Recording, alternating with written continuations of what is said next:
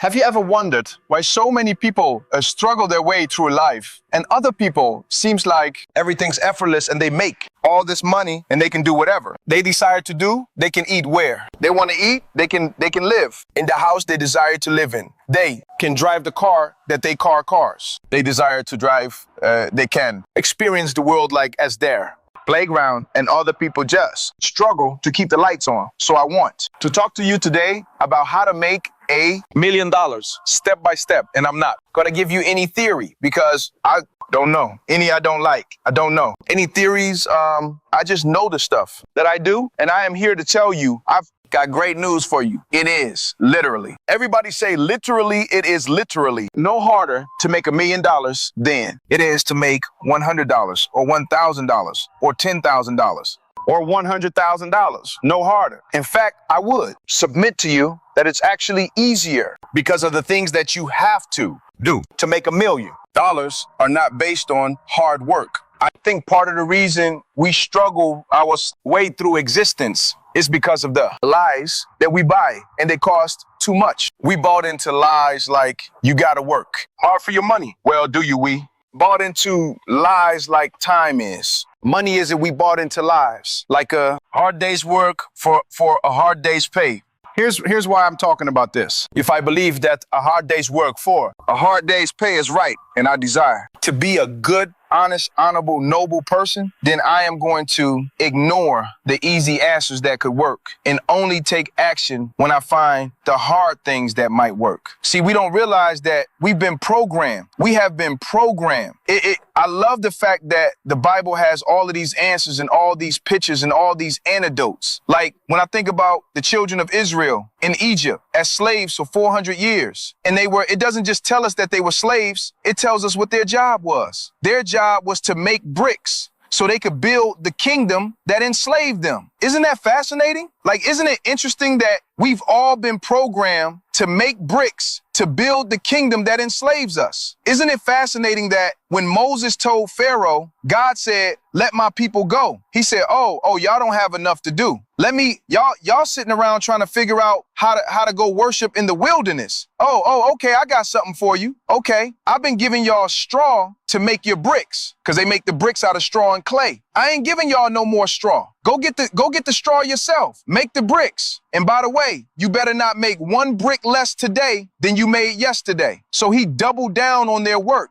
And somehow they got programmed, they got just commanded to build the bricks that build the kingdom that enslaves us. The bricks that we build that build the kingdom that enslaves us are the thoughts that we think. Keep rethinking that have already demonstrated that they can't serve us, nor do they give us the ability to serve anybody else. The habits that we've developed that are to our detriment, and we can see clear that they're to our detriment, but we don't get rid of those habits and replace them with some new ones. And so most people are making bricks to build the kingdom and enslaves them. So I'm going to share with you how not to do that anymore. So it starts with our beliefs. So here's what we believe about making $1 million. I know because this is what I used to believe before I ever made $1 million. Here's what I believed. I believed it was hard. Making $1 million is hard. Why did I believe making $1 million is hard? Because the best job I had ever had in my life, I was making $30,000 a year. And the work that I did to make $30,000 a year was hard. So if $1 million is 35 times more than $30,000, then making $1 million is just logical. It has to be 35 times harder because I don't realize that the things that I do that make $30,000 a year, regardless of how many hours I work or how hard I work in those hours, is never going to make me $1 million a year. So I've got a faulty equation based on faulty programming. And so I never stop to think about, how do you make $1 million?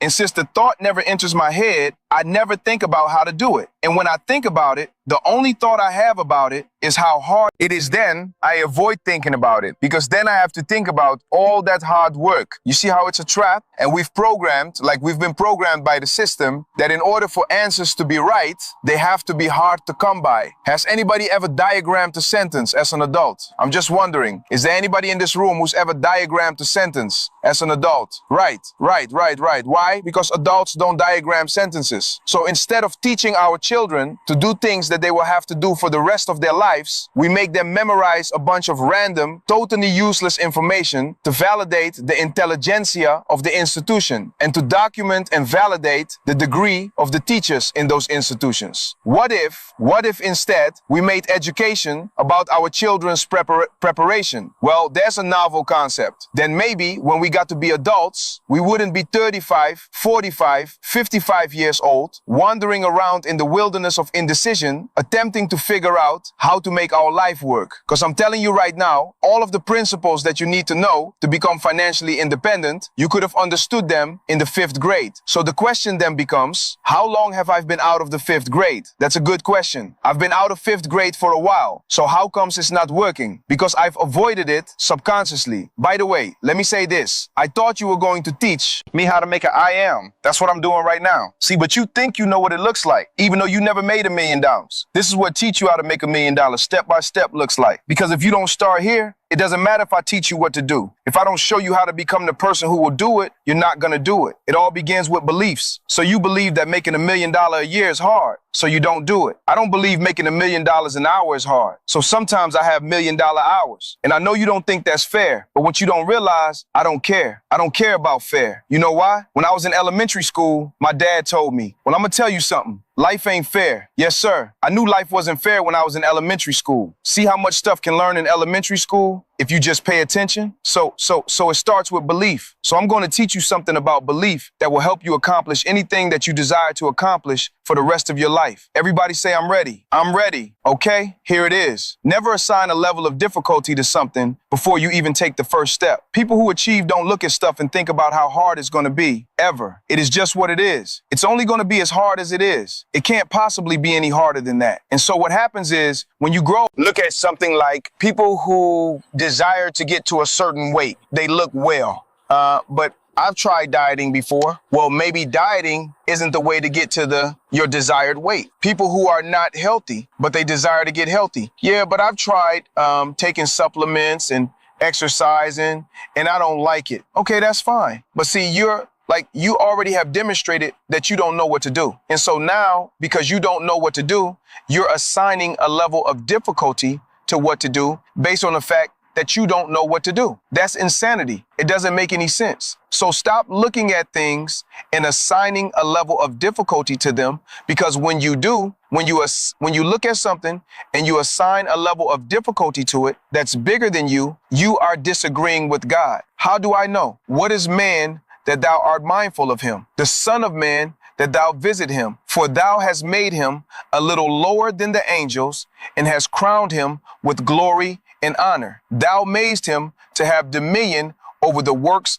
of thy hands. Thou hast put all things under his feet. So I've never come across a situation that's bigger than me, that's stronger than me, that's outside of the realm of my capability. If you'd go back 150 years, you think like everybody thought, well, flying in the air is impossible. Or Wilbur's dad told him, if God wanted you to fly, he'd to put wings on your back. See, we allow our beliefs to stop us from taking the action that would work. If we would work it, are y'all tracking? Okay, cool. So how do you make $1 million?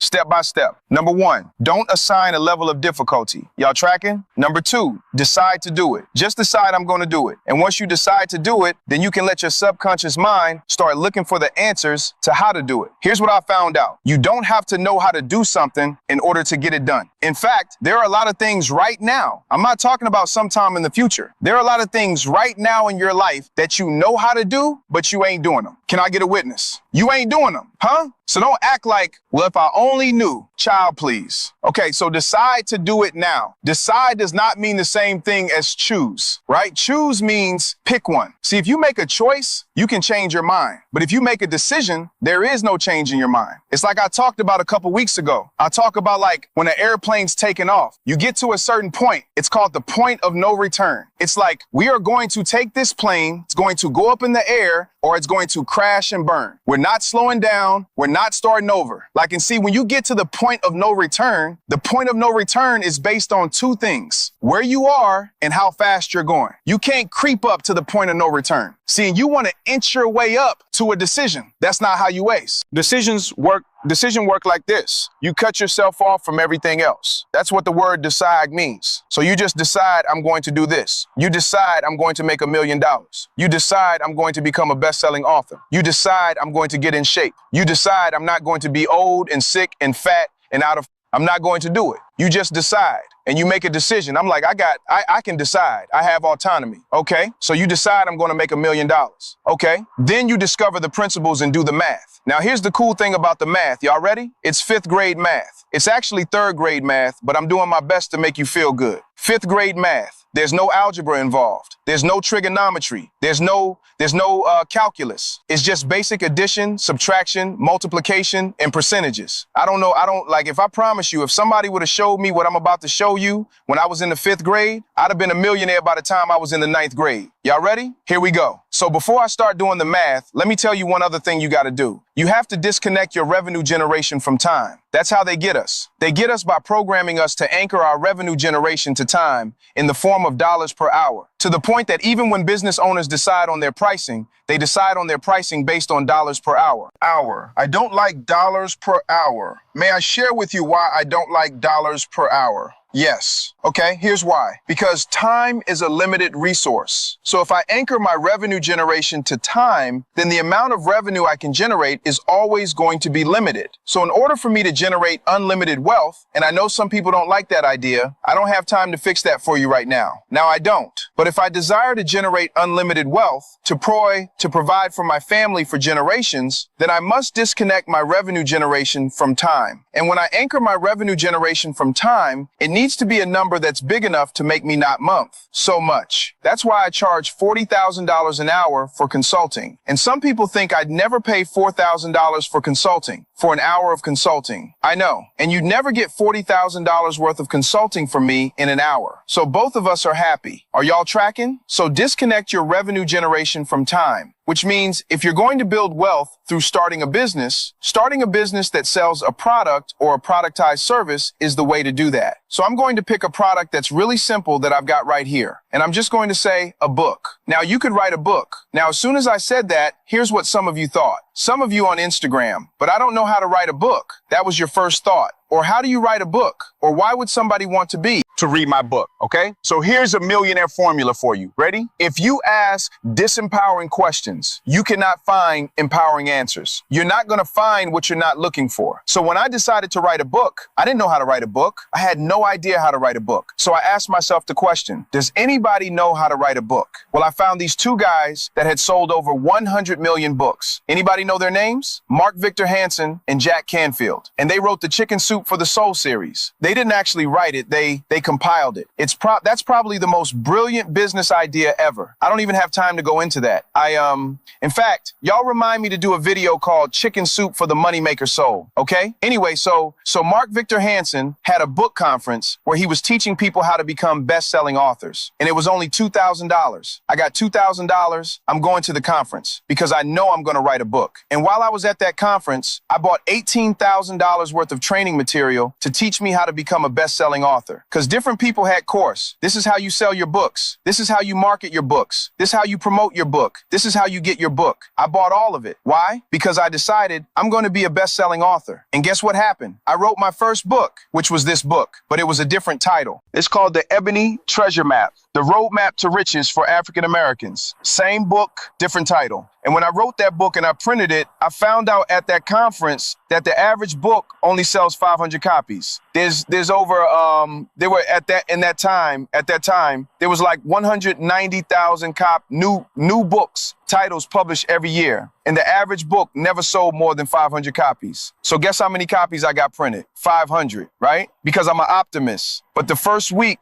I sold 900 copies. At $20 a piece, 900 times 20, that's 18,000, huh? So I made my $188,000 back and I still have the book. Had to get new books printed. The second printing was like 3,000, then 10,000, then 15,000. And we just kept printing them, selling them, printing them, selling them. Now, so here's what we do. You need a product that makes you $20 profit. So $20. All you have to do to make $1 million is sell 50,000 of them. We have sold over 70,000 copies of this book. Is that more than 50,000? This is one of our books, by the way, okay? You sell 50,000 copies. So I'm going to teach you some more 5th grade math, right? This is a 5th grade math trick. So actually a 3rd grade math trick. Here we go. If you're multiplying two numbers that end in 0, you multiply the two numbers. 5 times 2 equals, okay, let's put the times there, equals 10. Then you count the zeros. 1, 2, 3, 4, 5. 1, 2, 3, 4, 5. Boom, boom. It's $1 million.